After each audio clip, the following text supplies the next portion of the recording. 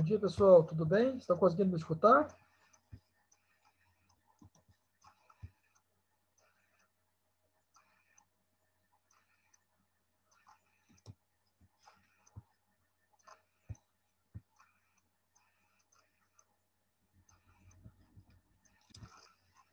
Bom, pessoal, bom dia. Eu não sei se está todo mundo me escutando. Acho que a gente já pode dar início aí para a aula de hoje. Visto que é um tema um pouquinho longo e talvez complexo, que a gente vai fazer talvez uma revisão de muitos assuntos que vocês já tiveram contato.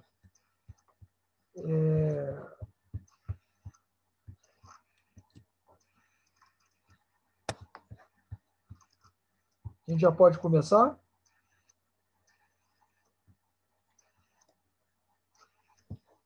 Tá ok, mestre.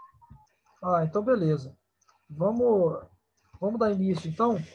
E aí, qualquer dúvida que vocês forem tendo, a gente vai discutindo ponto a ponto, beleza?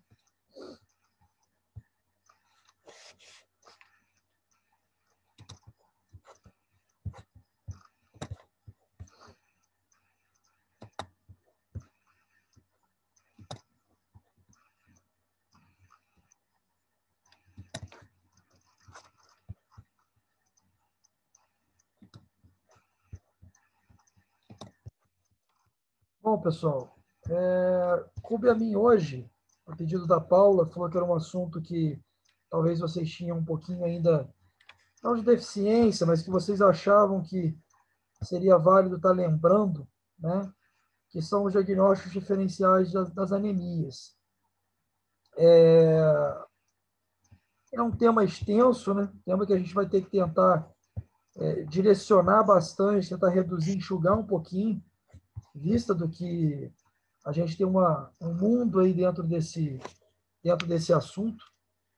Como eu sempre falo com vocês, quem acabou tendo aula comigo no sétimo período, a hematologia acaba sendo uma das áreas que você acaba, de uma certa forma, qualquer alteração no hemograma em que você não sabe qual é a procedência, acaba encaminhando para o hematologista. E muitas das vezes a gente não está diante de uma patologia primariamente hematológica, né? Na verdade, a anemia é uma consequência de algum processo, né? Que alguma outra especialidade vai ser responsável. Então, se a gente for parar para pensar em tudo que causa anemia, isso vai desde, obviamente, as leucemias até, obviamente, o uso de alguns medicamentos. Já vimos até aí alteração por conta de uso de tintas de cabelo. Enfim, as coisas mais bizarras e incomuns podem estar causando anemia, até, obviamente, em causas bem mais graves e urgentes, como as leucemias. Então, vamos tentar fazer um apanhado geral em que facilite para vocês na prática, vista do momento que vocês estão no internato, e que também dê algum apoio aí, porque vocês também vão prestar provas de residência não daqui a muito tempo. Então, qualquer dúvida, eu acho que é uma aula que vocês vão me ajudar bastante a conduzir com as dúvidas de vocês. Qualquer, qualquer coisa que vocês precisem, na verdade, estar perguntando, só ligar o microfone aí para mim, para a gente poder estar discutindo, beleza? Então, vamos lá, o diagnóstico diferencial das anemias. Bom, comecei basicamente por isso, né? Então, vamos imaginar que vocês estejam aí no ambulatório, ou vocês estejam aí, de fato, de repente, fazendo alguma questão de medicina, ou aí estão dando uma emergência, e vem, na verdade, um hemograma para vocês evidenciando uma anemia. De qualquer tipo, né? Uma anemia leve, moderada. Primeira coisa que eu acho que a gente tem que fazer é classificar, né? Se é uma anemia hipoproliferativa ou hiperproliferativa. Claro, né? Não preciso aqui dizer para vocês que o exame físico, a coleta de história, ela é de suma importância para estar direcionando a gente para um certo caminho, né? Então, tem algumas coisas que a gente vai acabar perguntando para o paciente que vai dar dicas para a gente do caminho que a gente tem que percorrer. Por exemplo, uma coisa bem simples, né? O principal tipo de anemia, anemia ferropriva, em que a gente tem o sangramento crônico como a principal causa. Então, perguntar se o paciente percebe que está exteriorizando algum tipo de sangramento. Então, ou seja, isso já indica para a gente que, obviamente, ele acaba provavelmente tendo aí uma anemia decorrente dessa perda de sangue. Então, obviamente, a anamnese e o exame físico vão ser duas formas que a gente tem de estar podendo direcionar bastante. Bom, mas dito isso, os reticulócitos podem ajudar bastante a gente nesse ponto, né? Então, quando a gente solicita hemograma completo com reticulócito, a gente sabe que o exame ele vai dar ali uma porcentagem de reticulócito para a gente total, mas não são reticulócitos corrigidos, né? É necessário que a gente faça algumas correções, lembrar que o reticulócito ele é uma linhagem aí, uma linhagem acima ou abaixo, né, dizendo melhor, uma linhagem abaixo e até a formação do eritrócito mais maduro, e que vai estar sendo liberado em grandes quantidades em alguns processos que requerem realmente uma renovação, como o caso das anemias hemolíticas, né, das hiperproliferativas. Então, como que a gente faz essa correção? A gente basicamente vai pegar o hemograma do paciente, né, vai pegar o hematócrito e vai dividir por 45. O resultado que der, a gente vai multiplicar pelaquela porcentagem de valor absoluto do reticulócito. E aí, se der acima de 2%, a gente está diante de uma maior ou igual, né, 2%, a gente está diante de uma anemia hiperproliferativa. E se a gente tiver abaixo de 2%, a gente está diante de uma anemia hipoproliferativa, né? Isso daí, na verdade, acaba direcionando a gente, já consegue, na nossa cabeça, tá separando bastante diagnósticos diferenciais, quando a gente consegue ter essa noção. Ainda assim, você às vezes precisa estar fazendo alguma segunda correção. Por quê?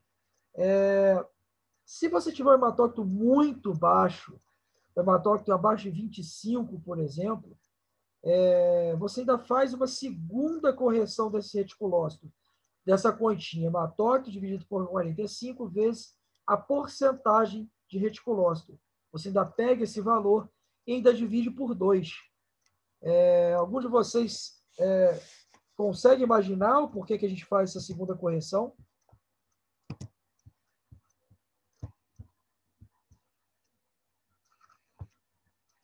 Bom, a gente acaba tendo uma liberação de shift cells, né?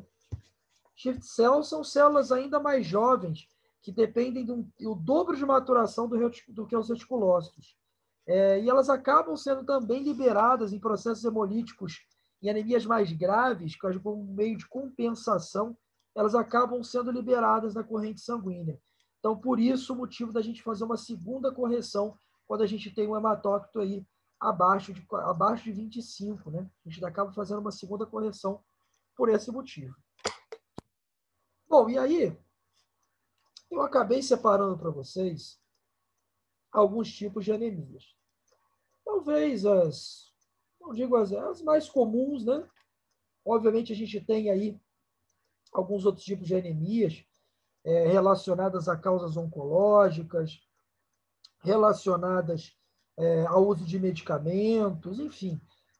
Mas eu acho que a gente talvez ampliaria muito para uma aula só. Então, tentei reduzir basicamente a esses pontos. E no final das anemias hemolíticas, eu também ramifiquei as patologias para a gente poder falar rapidamente de cada um. Bom, então a primeira aí que a gente tem vai ser a anemia ferropriva, né? Principal causa de anemia que a gente tem. E aí, o que a gente pode encontrar, né? Como é que vai ser a história desse paciente? Vai ser o paciente com alguma esterilização sanguínea. A gente vai ter aí o paciente que não ingere carne vermelha. Vamos lembrar, então, como é a absorção, como funciona para a gente poder absorver o ferro. A gente tem a conversão no meio ácido, né? No estômago, pelo sulfato férrico a sulfato ferroso, que aí o sulfato ferroso é o próprio para poder estar sendo absorvido, né? Geralmente a gente vai ter aí, geralmente não, a gente vai ter na maior parte uma absorção no duodeno e no jejum no proximal, né? Então é uma informação importante, principalmente quando a gente está diante de pacientes que têm alguma patologia que vão comprometer essa região, né? Então, basicamente, a gente vai ter na anamnese pacientes com algum tipo de sangramento ou pacientes que venham ter aí uma ingesta inadequada ou uma deficiência na absorção, sendo que o sangramento crônico é a principal causa aí da anemia ferropriva. Lembrar que nós temos estoques para estar aguentando durante um tempo sem que a gente tenha uma repercussão maior no hemograma. Então, geralmente, dependendo do sangramento ou dependendo do paciente que não está ingerindo mais alimentos de origem relacionada a carne vermelha, ou também outros alimentos, feijão, arroz, lentilha, enfim, a gente tem um estoque aí para tá segurando durante 6 meses, né, essa deficiência. Então, o paciente, na verdade, que ele para de ingerir ou começa a ter um sangramento que seja de pequeno volume, ele tolera aí durante em torno de 6 meses até a gente ter uma repercussão no hemograma. E como é que a gente vai ter esse hemograma? Ele vai apresentar uma anemia microcítica e hipocrômica. Isso não é via de regra, tá, pessoal? A gente pode encontrar nas fases iniciais da anemia ferropriva uma normocitose, uma normocromia, mas, de uma certa forma, com o passar do tempo, a gente tem aí uma anemia microcítica e hipocrômica. E qual é o outro ponto que a gente vai notar no hemograma que salta aos olhos relacionados à anemia ferropriva, que é o índice de anisocitose e de poiquilocitose. Ou, se a gente quiser juntar, anisopoiquilocitose. O que seria isso? A anisocitose é a variação dos tamanhos das hemácias. Seria o RDW. Então, vamos voltar lá atrás. Microcítica, avaliado pelo VCM. A normocromia, avaliado pelo CHCM, concentração de hemoglobina corpuscular média. A anisocitose, a gente avalia pelo RDW. E o que seria a poiquilocitose? Poiquilocitose nada mais é do que hemácias de formas diferentes. A gente não tem como é que eu posso dizer? Não tem uma sigla, assim dizendo, dentro do hemograma. Ele vai dar para você presença de poiquilocitose ou ele vai dar ali, descrever várias hemácias anormais, eritócitos, acantócitos, equinócitos, que seja. Ele vai dar essa descrição para vocês, ou ele já vai dar ali poiquilocitose para a gente no hemograma. Tá? Não precisa estar acontecendo isso tudo junto, mas claro que quando isso acontece de forma concomitante, isso vai, na verdade, gerar para a gente uma forte suspeita de uma anemia ferropriva. Bom, lembrar, né, dos idosos que vão ter aí, podendo ter aí principal causa como angiodisplasia ou divertículos. Muitas das vezes a gente pede uma endoscopia, a gente pede uma colono e a gente não acha nada, justamente porque são sangramentos mínimos, sangramentos crônicos. E aí, com o passar do tempo, a conta chega, né? A balança tende a pesar por um outro lado. E como que a gente vai fazer o diagnóstico? A gente vai fazer o diagnóstico através da cinética de ferro. Vamos pedir aí ferro sérico, ferritina e saturação de transferrina. Muito importante, principalmente a ferritina, a gente está podendo aí, a gente, na verdade, está podendo para fazer um acompanhamento. Entender, né? Ferritina é uma proteína produzida pelo fígado, que ela aumenta em atividades inflamatórias e ela diminui quando a gente tem estoques abaixo de ferro. Ela também é uma proteína que vai fazer armazenamento do ferro. Ou seja, se a gente tem ferro sérico baixo, ela também vai estar baixa. Então, quando a gente faz o tratamento, não basta só estar o ferro sérico normal e estar, na verdade, normalizando a nossa hemoglobina, normalizando o nosso hemograma. A gente precisa estar repondo, até, obviamente, a gente está repondo totalmente a ferritina, ela está nos valores normais. Saturação de transferrina é uma dos marcadores mais sensíveis dentro desses três. E a ferritina, ele é dos três marcadores o que vai, na verdade,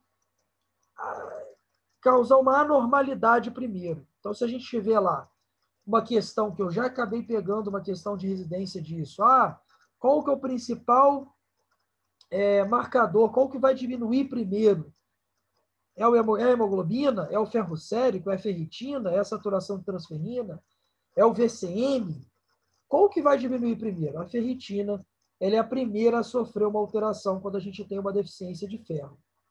Tá certo? Então, na cabeça de vocês, pessoal, com as fases avançadas, microcítica e hipocrômica, com anisocitose e poiquilocitose, sempre procurando, como a gente já sabe que é absorvido no duodeno de jejum proximal, sempre procurando três situações: principal, sangramento, ingesta inadequada ou problemas de absorção. E aí a gente pensa em doença celíaca, bariátrica, dependendo do tipo de bariátrica, dependendo do tipo que ele acabou, de cirurgia que ele acabou fazendo. E aí, pedindo a cinética de ferro, para a gente poder estar diagnosticando. Beleza? Acho que o mais difícil vai ser, no final da aula, a gente tentar juntar todas essas informações para a gente estar trazendo aí um raciocínio final adequado. Vitória, a capacidade de ligação total de ferro a gente não utiliza na prática, não, tá? A gente acaba não utilizando na prática. Talvez uma forma mais didática, sim. Mas na prática, esses três, ele já está de bom tamanho, tá? Seja aí ferro sérico, ferritina ou a saturação de transferrina, tá bem?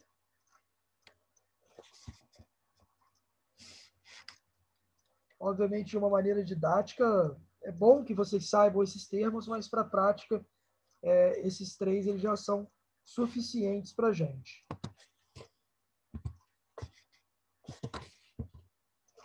Bom, pessoal, vou passar então para anemia de doença crônica. Mais alguma dúvida sobre a anemia ferropriva?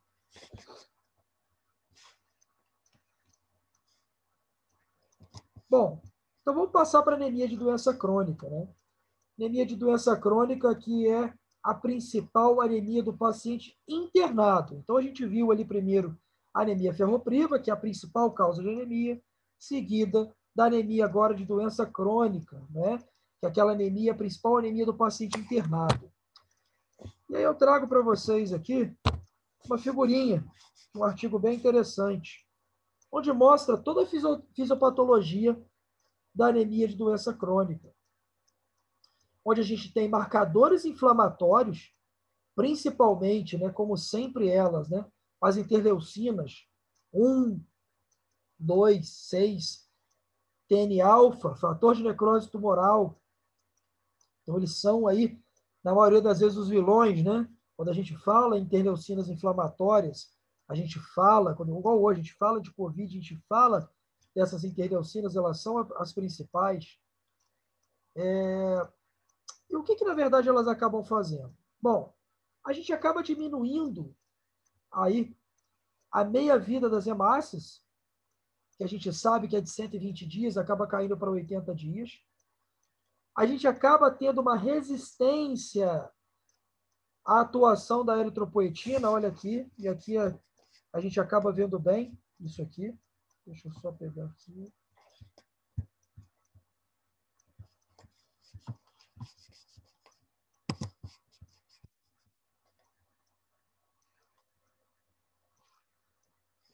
Oi, Gabriela, desculpa, então. Vocês chegaram muito atrasados? Chegaram agora só?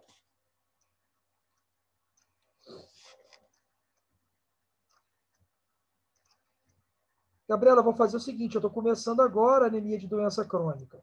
Então, eu vou terminar então, essa fala da anemia de doença crônica, e lá no início, depois eu volto para vocês para falar um pouquinho de ferropriva, porque aí quem já teve, se quiser sair, consegue sair da aula e eu volto para vocês a anemia ferropriva. Pode ser? Que foi a única que vocês perderam. Pode ser?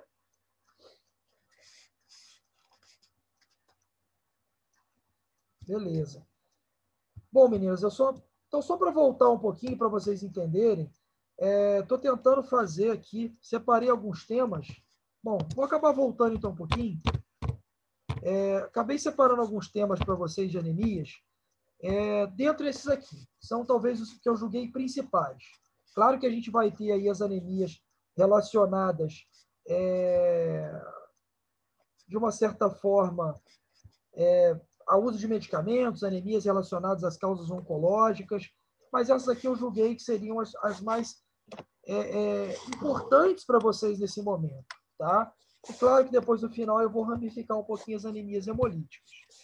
Eu acho que o que vocês precisam entender, né, que o começo de tudo aí é tentar diferenciar uma anemia hipoproliferativa de hiperproliferativa.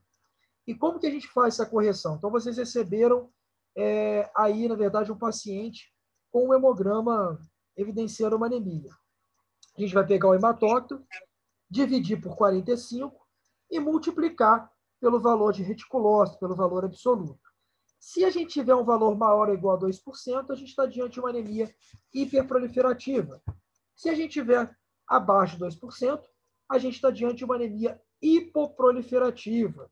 Então, isso já começa, na verdade, a dar o caminho das pedras para vocês. Bom, a gente sabe que é o mundo essa questão de anemia. O que não causa anemia nesse mundo, né? Tudo dá repercussão no hemograma. E no final, o paciente acaba sendo encaminhado para o hematologista. Como eu falei anteriormente para a turma que estava aqui, às vezes a gente encontra causas de anemia que a causa base nem vai ser a nossa especialidade que vai tratar, mas acaba que a gente faz o diagnóstico da patologia para esses especialistas.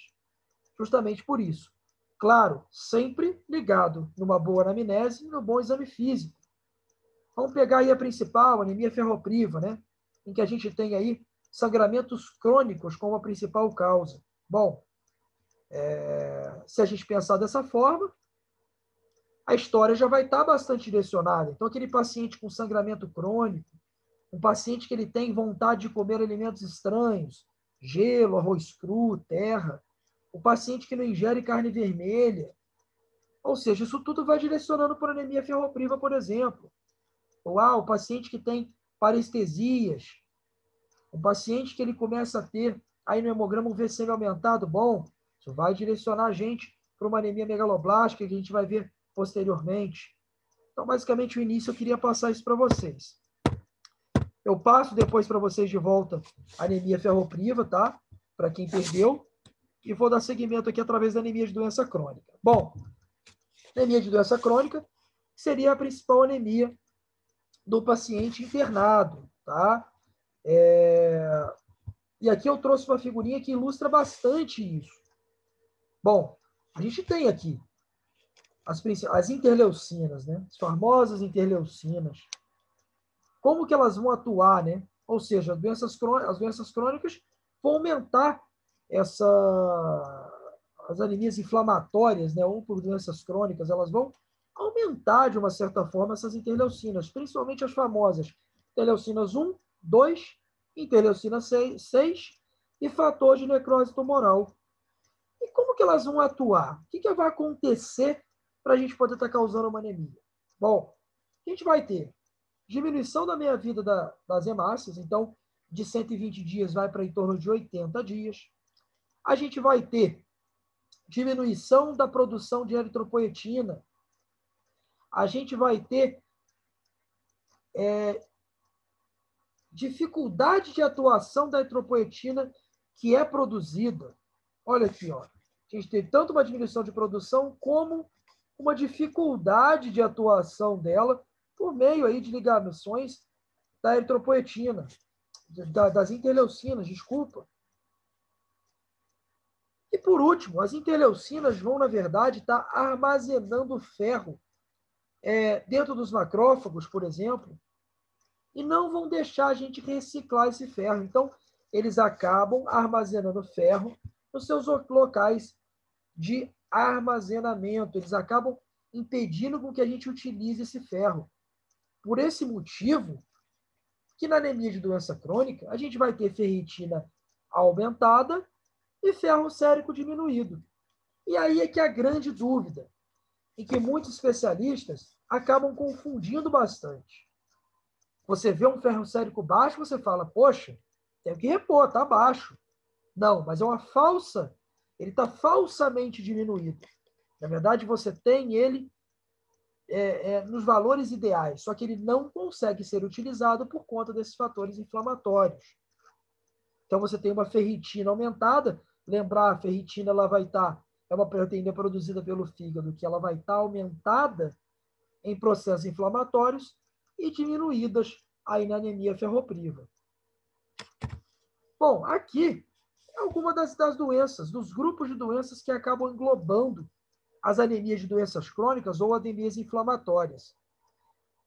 Doenças hematológicas, oncohematológicas ou neoplasias oncológicas, infecções, doenças autoimunes, alguma doença inflamatória, doença renal crônica, insuficiência cardíaca, DPOC, obesidade, anemia do idoso e anemia de pacientes que estão em fases terminais, com algum problema, pacientes aí internados em condições bem ruins do estado geral.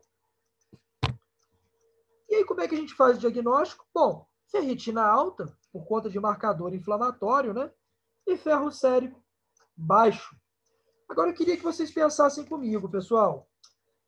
A grande questão, muitas das vezes, no ambulatório que a gente pega, ou até às vezes para responder um parecer, é que o paciente não necessariamente precisa ter só uma etiologia de anemia. Se o paciente tiver duas etiologias conjuntas, como que a gente acaba interpretando isso? E eu trago um questionamento para vocês. Se o paciente tem uma anemia ferropriva e tem uma anemia de doença crônica, como que a gente faz para diagnosticar? Vocês têm alguma ideia? Como é que vocês fariam? O paciente tem uma anemia de provável anemia ferropriva e uma anemia de doença crônica. Posso sim, Vitória. Na verdade, a hepcidina, ela acaba também sendo uma proteína que vai também dificultar, ela aumenta os níveis, as interleucinas aumentam também a hepcidina. Então, a hepcidina, na verdade, é que vai acabar fazendo o bloqueio da liberação desse ferro sérico. Olha aqui, olha, o papel da hepcidina. Ela acaba, olha só, olha como é que ela bloqueia a absorção. Então, olha só, as interleucinas aqui, ó, elas vão se ligar a algum receptor hepático, vai produzir hepcidina, e olha aqui o papel dela. Olha só, olha aqui. Ela vai acabar se ligando nesses sítios de utilização do ferro e vai acabar fazendo com que o ferro fique estocado em alguns setores, ele não consiga ser utilizado.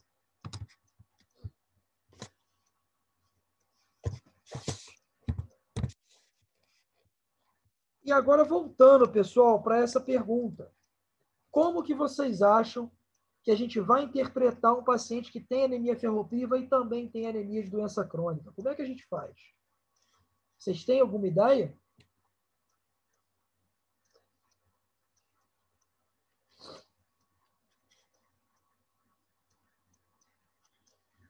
Bom, a gente acaba tendo valores, aí de ferritina que vão variar aí de 20 a 200, tá? Dependendo do laboratório, coloca mulheres aí de 15 a 200 ou 15 a 150. Isso vai variar um pouquinho de laboratório, mas 20 a 200, tá? Seria o valor de referência adequado. Se a gente espera aí uma anemia de doença crônica, a gente, claro, vai esperar uma ferritina acima de 200. Bom, pessoal, Mas se a gente tiver uma anemia ferropriva com uma anemia de doença crônica, o que vai acontecer nada mais é que o limite inferior da ferritina não passa a ser 20, passa a ser 100. Ou seja, a gente precisa ter aí uma ferritina acima disso, para a gente ter uma anemia de doença mista que a gente fala. É um desafio, sim, a gente está interpretando, não é fácil, às vezes a gente identificar, mas a gente começa a ter aí que fazer uma reposição para estar elevando a ferritina acima de 100. Aí sim, a gente pode dizer que o paciente como é que eu posso dizer? Para a gente nortear a nossa reposição de ferro. Ele pode ter sim uma anemia ferropriva, está perdendo sangue e ter uma anemia de doença crônica, a gente chama de anemia de doença mista. Agora, se tiver uma anemia por insuficiência renal crônica e uma anemia de doença crônica, aí você fala, poxa, professor, mas você colocou ali que a insuficiência renal crônica é uma anemia, é uma doença crônica. Sim, mas vamos colocar que ele tem uma anemia inflamatória e tem já uma anemia por insuficiência renal crônica. Por algum outro motivo, ele tem aí uma outra doença crônica que está descompensando o paciente naquele momento. Bom, a gente coloca o limite inferior da ferritina para 200. Isso é importante, pessoal. Só me dá um minuto para eu poder ajeitar a câmera aqui.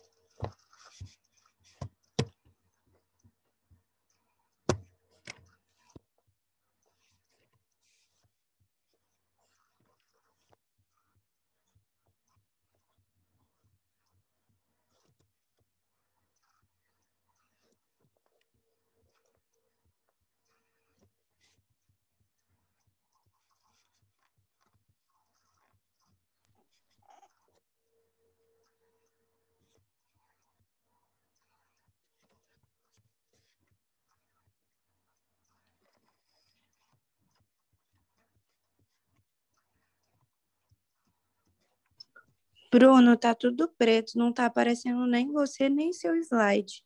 Eu acabei tendo um probleminha com a minha, na verdade, com a minha câmera aqui, mas eu vou dar seguimento mesmo assim. Vou voltar com o slide aqui.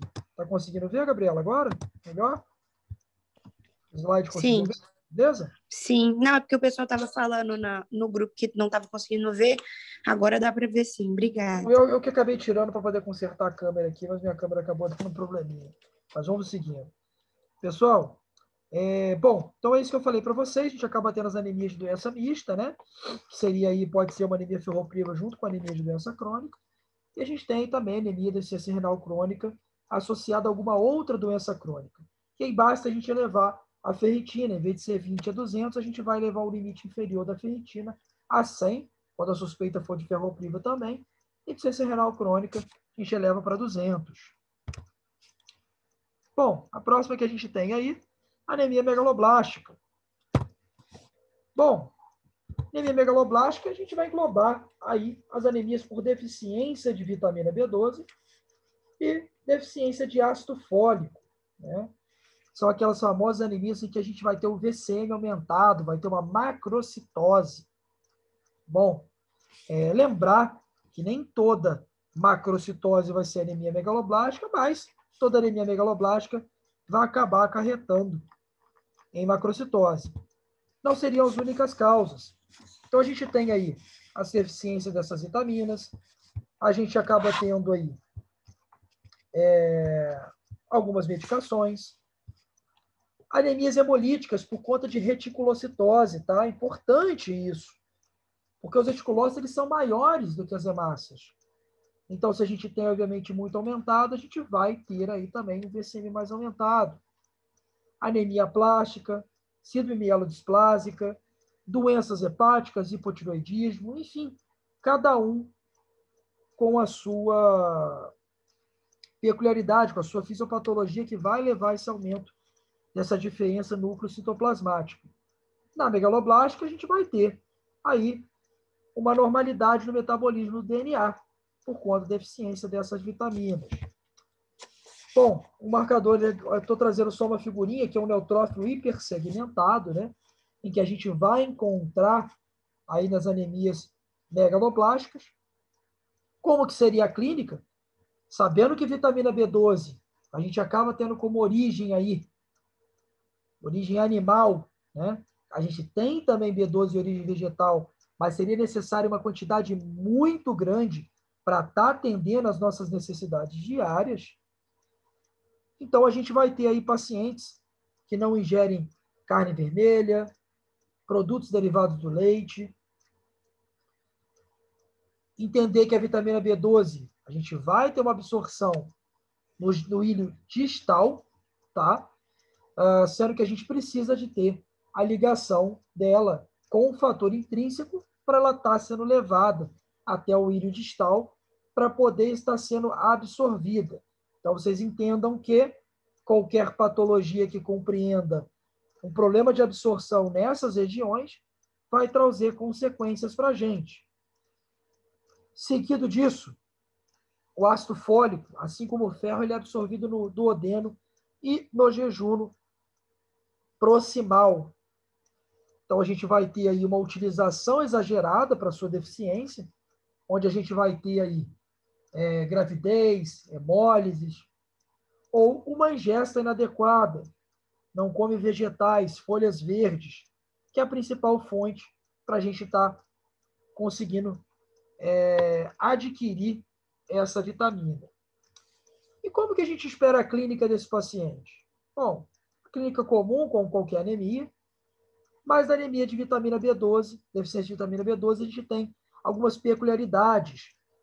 Pode dar uma leve icterícia. A gente chama de eritropoiese ineficaz.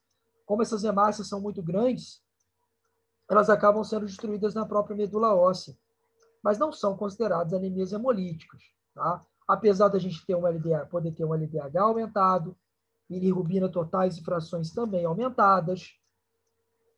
Parestesias, o que é importante a identificação e o tratamento mais precoce, justamente para a gente evitar que o paciente venha a ter sequelas. Então, é uma parestesia que começa nos membros inferiores, dissimétrica, distal, e ela vai ascendendo até realmente estar pegando aí os membros superiores. A gente acaba tendo aí um processo, né, da deficiência de vitamina B12 na formação da bainha de mielina. Então, isso é uma das explicações para a gente ter as parestesias. Diagnóstico: dosar, obviamente, essas duas vitaminas. A gente tem também o papel da homocisteína e do ácido metilmalônico, que na prática não é usado, mas vale a pena vocês darem uma olhada nesses dois marcadores, justamente para provas de residência de vocês. LDH, bilirrubina totais, frações. E o tratamento nada mais é do que reposição, e que a gente pode encontrar no sangue periférico, esse neutrófilo hipersegmentado. E um detalhe, é uma anemia que ela pode causar pancitopenia. Então, a gente pode, na verdade, falsamente estar aí achando que está diante de uma doença oncológica e nada mais é do que a gente está diante de uma anemia megaloblástica. Ela pode estar causando pancitopenia. Bom, passar aí para a síndrome mielodisplásica. É o principal diagnóstico com anemia megaloblástica. Porque, pessoal, ela também dá VCM aumentado, ela também é parecida por uma questão aí de deficiência na síntese de DNA, e ela acaba tendo também pancitopenia. É aquela anemia basicamente do paciente mais idoso. Mas, obviamente, a gente vai ter algumas coisas que podem estar influenciando em displasias da medula. A gente pode estar tendo aí alguma exposição a algumas toxinas, dependendo do trabalho do paciente. Paciente que trabalha, por exemplo, com petróleo, trabalha com benzeno, utilização de algumas drogas. Isso tudo causa certas displasias. Um grande erro que a gente acaba vendo na prática, isso eu vejo erros de hematologistas, é você acabar indo na medula e dando diagnóstico de displasia em pacientes internados. É o pior momento para a gente estar diagnosticando mielodisplasia. Porque toda infecção, todo processo inflamatório mais agudo vai causar displasia na medula do paciente. Você vai causar alguma certa displasia. E não necessariamente você vai ter uma síndrome mielodisplásica ali dentro.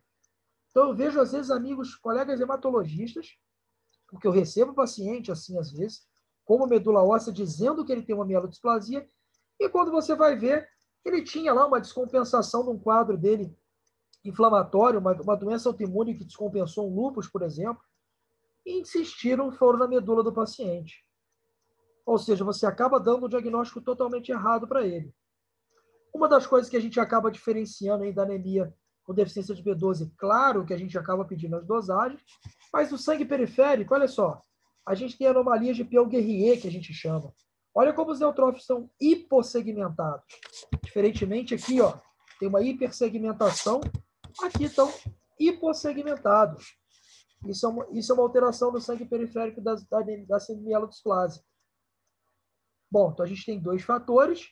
A gente tem aí uma anemia que pode causar, uma doença que pode estar causando pancitopenia, que dá VCM aumentado, relacionadas geralmente à idade, relacionadas aí à exposição para algum produto químico ou alguma medicação, e que a gente não tem, e que o melhor momento para estar diagnosticando não seja em um paciente que está num processo agudo, inflamatório, infeccioso.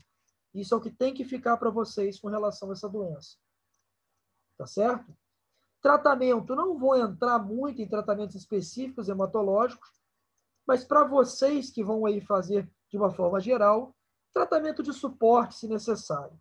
Pacientes mais jovens podem estar sofrendo aí transplante de medula óssea. Anemia plásica, né? Acabei não colocando em um slide, vou passar rapidamente pela anemia plásica. Pode ser uma consequência da mielodisplasia, consequência aí de algum processo secundário, né? Que seja mielodisplasia, mas aí por conta de alguma alteração genética. Mas a gente pode estar vendo muita anemia plásica em pacientes jovens. E aí vai entrar uma das causas de anemias hemolíticas que eu vou falar para vocês mais à frente, que é a hemoglobinúria paroxística noturna. Temos também aí a anemia de Fanconi, que é um paciente que ele tem problemas de desenvolvimento, tem algumas características que vão estar levando a pensar nesse tipo de anemia, que chama anemia de Fanconi, vale a pena vocês darem uma olhadinha depois disso.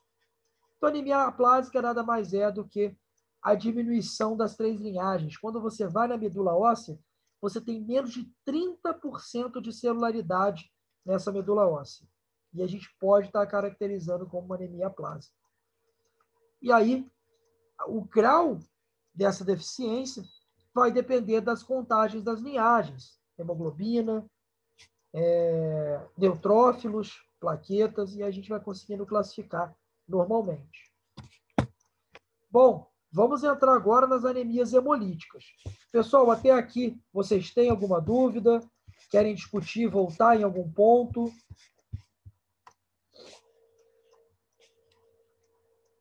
Tá tudo ok?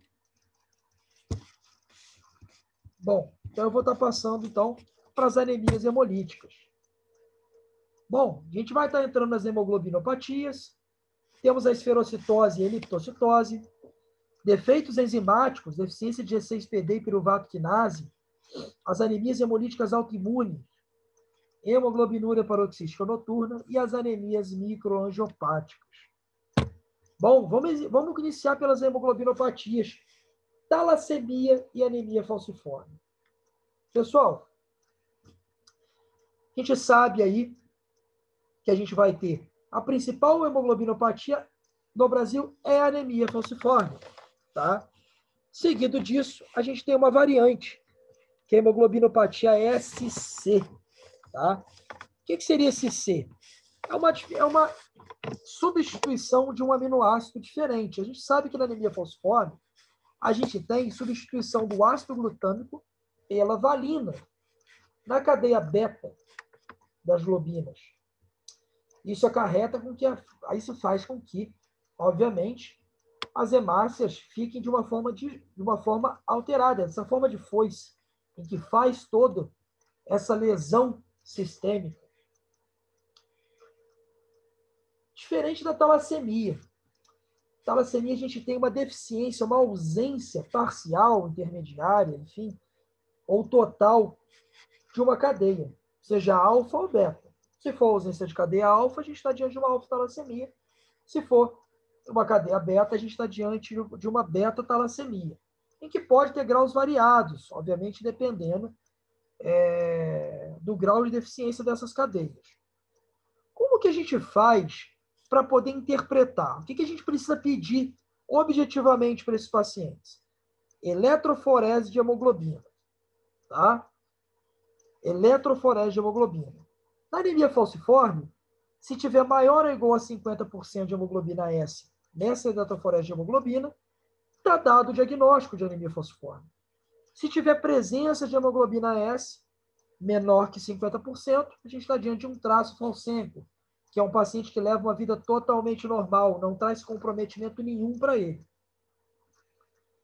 E as talassemias? Aí sim fica um pouco, talvez, mais... não é tão difícil, mas um pouco mais complicado do que interpretar uma anemia falciforme. Porque a anemia falciforme, a eletroforese te dá ali presença de hemoglobina S. Na talassemia, não. É preciso conhecer como é formado. Então, vamos relembrar. Talassemia, por exemplo, a gente vai ter duas cadeias, a gente vai ter 3 tipos de hemoglobina, A1, A2 e hemoglobina fetal, certo? E hemoglobina 1, tá?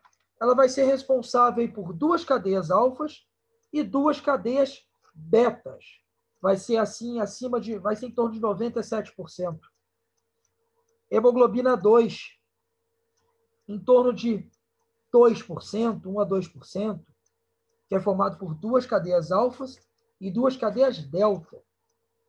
E hemoglobina fetal, aquela hemoglobina lá atrás da infância, responsável por 2 cadeias alfas e 2 cadeias gamas.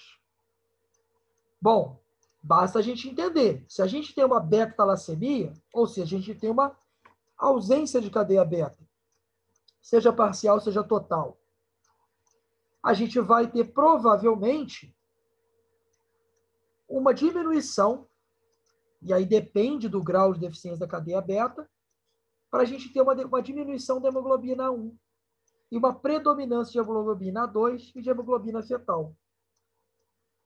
Se a gente vê uma alfa-talassemia, e aí, como é que vai estar? A alfa está em todas, né? Ela está tanto na hemoglobina A1, como na 2, como na hemoglobina fetal. Como que a gente faz para interpretar? Bom, a gente acaba formando tetrâmeros.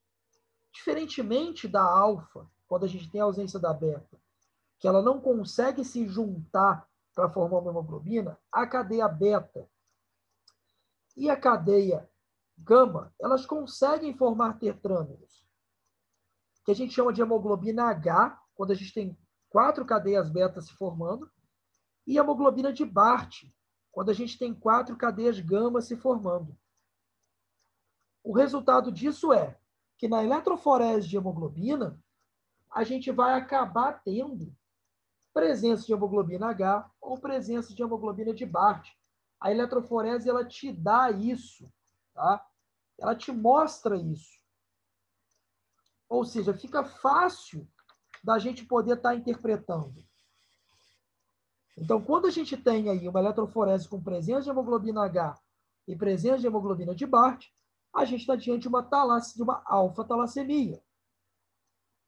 Quando a gente tem aí a presença predominantemente de hemoglobina 2 ou um aumento de hemoglobina 2, a gente está diante de uma beta-talassemia. E quando a gente tem a presença de hemoglobina S, a gente está diante de uma anemia falciforme ou de um traço falcêmico, dependendo da porcentagem. Agora, o grau de hemólise. Por que a gente tem um grau de hemólise maior na falciforme? Se vocês lembrarem das aulas, quem teve aula comigo no 7º período, acabou que essa aula eu que acabei fazendo, vocês vão lembrar que a hemoglobina, anemia falciforme, a hemoglobina, ela sai normal da medula óssea. E ela vai acabar se deformando apenas na periferia. Ela precisa de um processo chamado polimerização. É um processo que vai fazer com que ela fique disforme, né? A forma dela fique totalmente diferente. E o que acaba dando essa forma diferente? Estresse oxidativo, então infecções, desidratação, calor, mulheres em período menstrual, qualquer tipo de estresse, tem que seja psicológico, isso tudo acarreta na deformidade dessa hemoglobina.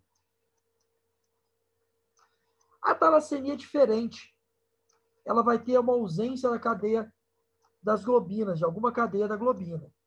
E elas já são destruídas na própria medula óssea, em sua maioria.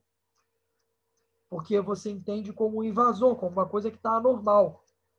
Então, por isso que o nível de hemólise da anemia falciforme, ela acaba sendo maior do que na talassemia. Vamos aí para defeitos do citoesqueleto. Bom, pessoal, alguma dúvida nas hemoglobinopatias?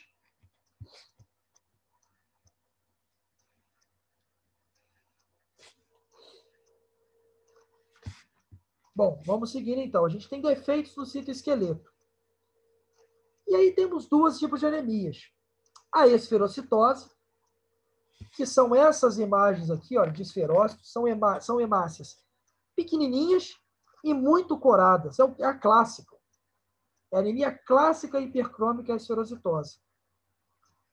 Geralmente a gente diagnostica esse paciente um pouco mais cedo, um pouco mais na infância, sendo o tratamento a esplenectomia ou tratamento de suporte.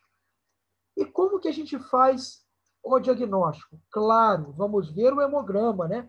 Uma anemia normocítica, hipercrômica. A gente vai ver ali a correção reticulocitária, vai ver que está acima de 2%.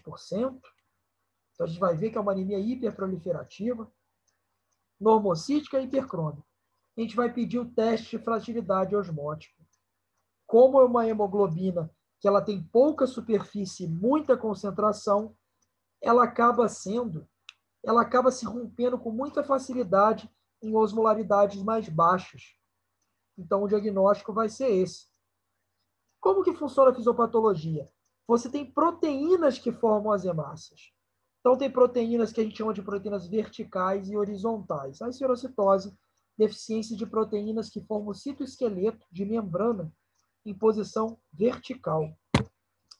Diferentemente da leptocitose, olha só como é que forma leptócitos. Essas hemácias que parecem uma salsichinha, um cigarro, que vão ser, na verdade, proteínas horizontais. A leptocitose, o paciente leva uma vida totalmente normal, tá? Não necessariamente o paciente precisa aí fazer esplenectomia, não precisa geralmente de tratamento de suporte, é um paciente que leva uma vida totalmente normal. Bom, passando aí para a deficiência de G6PD e piruvato quinase. É um diagnóstico difícil de ser feito, porque você nunca pensa nele. Você vê as anemias hemolíticas, você vai pensar em hemoglobinopatia, você pensa em anemia hemolítica autoimune, mas você esquece dessas duas. Piruvato quinase é mais rara. É uma via que você vai ter uma deficiência na produção de ADP. Você tem deficiência de piruvato quinase e acaba tendo deficiência na produção de ADP. E você acaba tendo algum comprometimento na produção de hemácia por conta disso. A G6PD já é mais comum um pouco a piruvato quinase. São pacientes que, na história clínica, eles foram expostos a algum tipo de medicação ou toxina, principalmente medicamentos. É impossível decorar. A gente precisa estar olhando a bula do medicamento para saber se há risco dessa medicação está causando isso. Bom, o que é a G6PD? G6PD é uma enzima que ela vai fazer uma regeneração de uma coisa que chama glutátil. O que é esse glutátil? Esse glutátil nada mais é do que ele vai proteger as hemácias de radicais livres. Então, quando você tem uma infecção, uma exposição a algum tipo de medicação, ele vai acabar protegendo essa hemácia desses radicais livres. Certo? Quando você não tem a capacidade de regenerar esse glutátil, por você ter deficiência de G6PD, a meia-vida da hemácia acaba sendo mais curta. Você acaba tendo pacientes que têm meia-vida de hemácia mais curta. Então, você tem pacientes, por exemplo, dependendo da gravidade, que tem uma meia-vida de hemácia de 13 dias.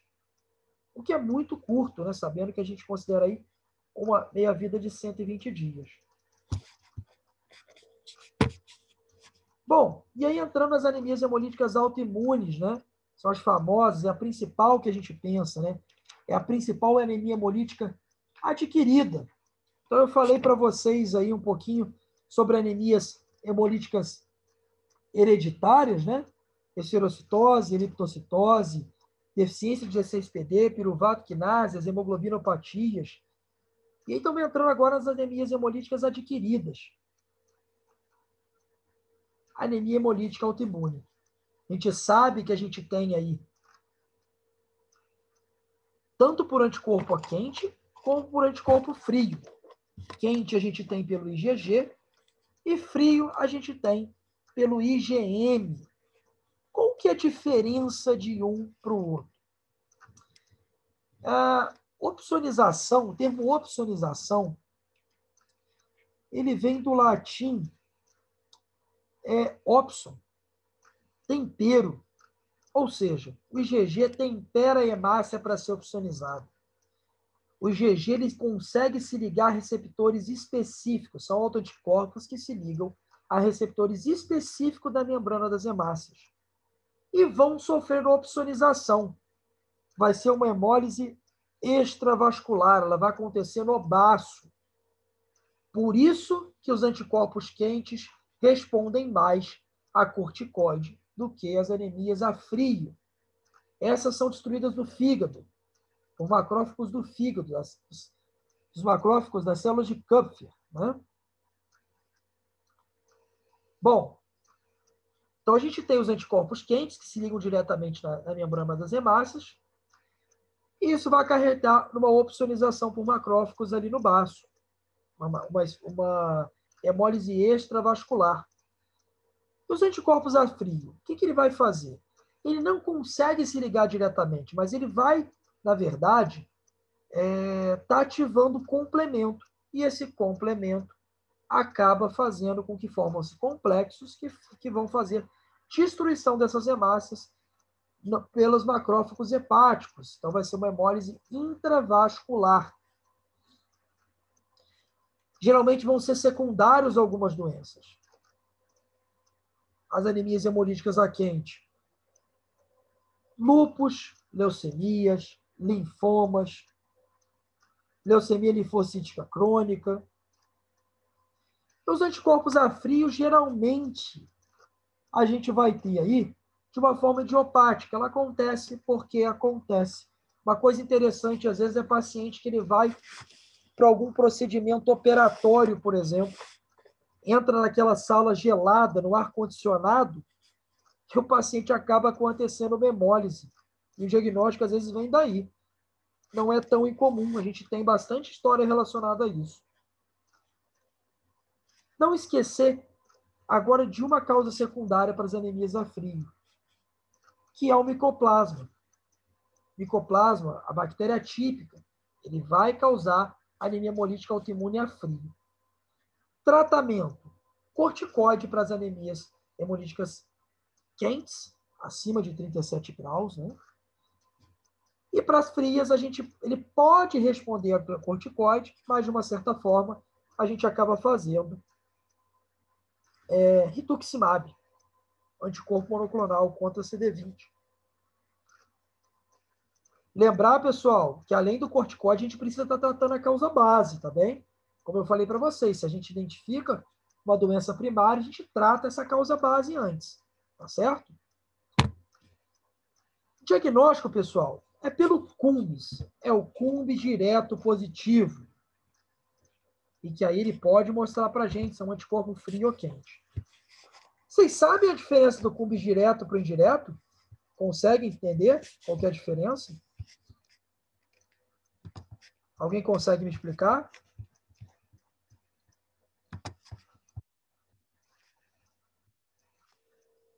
Bom, pessoal, CUMBS direto, na verdade, você identifica os anticorpos já ligados na membrana das hemácias. No CUMBS indireto, você vai separar esse anticorpo das hemácias. E você vai pegar o plasma desse paciente, que vai ter anticorpo circulante, e vai pegar hemácias pré-marcadas, hemácias feitas em laboratório, e vai tentar jogar nesse plasma para saber como que vai reagir. Isso é uma forma que a gente vê muito para pacientes quando a gente vai fazer transfusão sanguínea. Vocês vão encontrar CUMBS direto e indireto também na forma de TAD, né? Também é o CUMBS direto, ou PAI, pesquisa de anticorpos irregulares, ou CUMBS indireto. Bom, por último, passar para vocês sobre as anemias microangiopáticas. As anemias hemolíticas microangiopáticas, em que a gente vai englobar uma porção de patologia. A gente tem um termo, se vocês forem olhar aqui em cima, olha aqui, suspeita de TMA,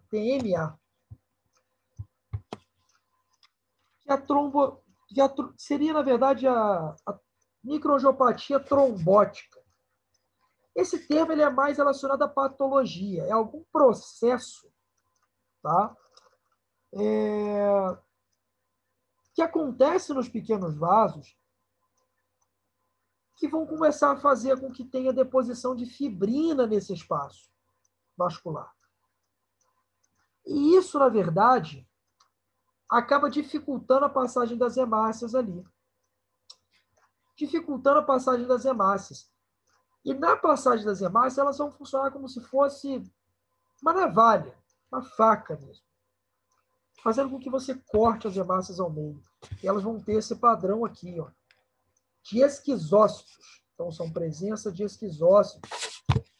Por que dá trombocitopenia?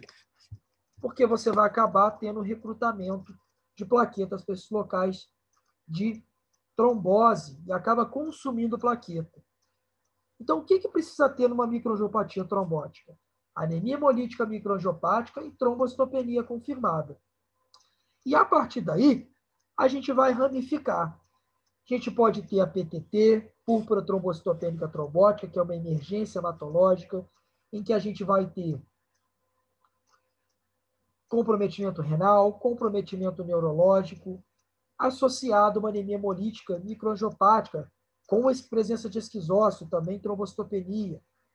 Se a gente vai pensando mais em CHU, mais em criança, desculpa, a gente pensa em CHU, que é a síndrome hemolítica urêmica, que geralmente é aquele paciente mais adolescente, mais criança, que tem uma história de diarreia, e aí você começa a apresentar, abrir esse quadro de anemias hemolíticas microangiopáticas com trombocitopenia.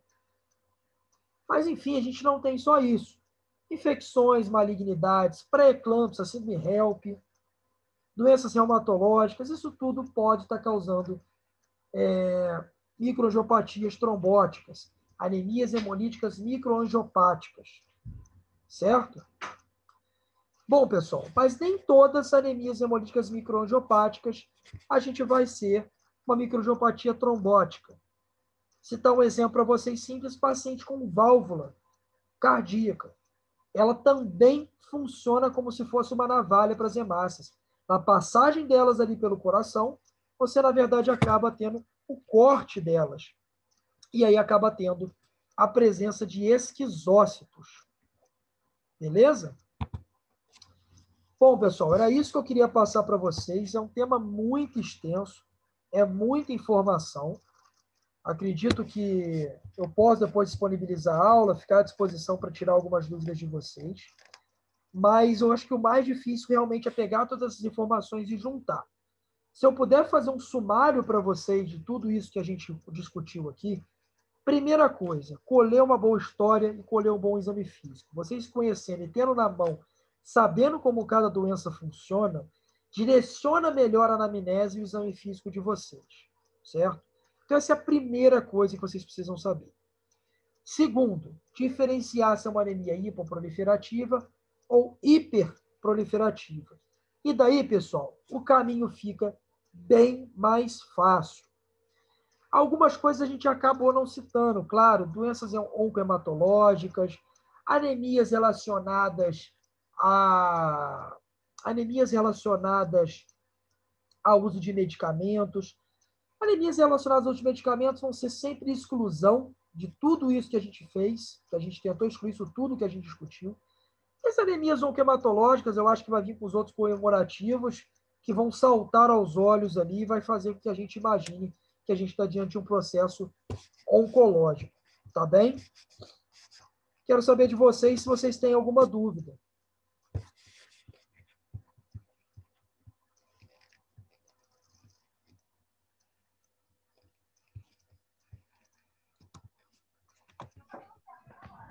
Tranquilo, mestre. Tranquilo, pessoal?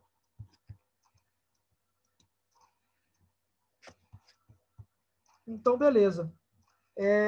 Pessoal, se alguém tiver alguma dúvida, o pessoal que entrou atrasado, se quiser que a gente discuta, volte um pouquinho da anemia ferropriva. Tiver alguma dúvida, me fala. Senão, a gente encerra por aqui. Vou pedir para vocês botarem a presença.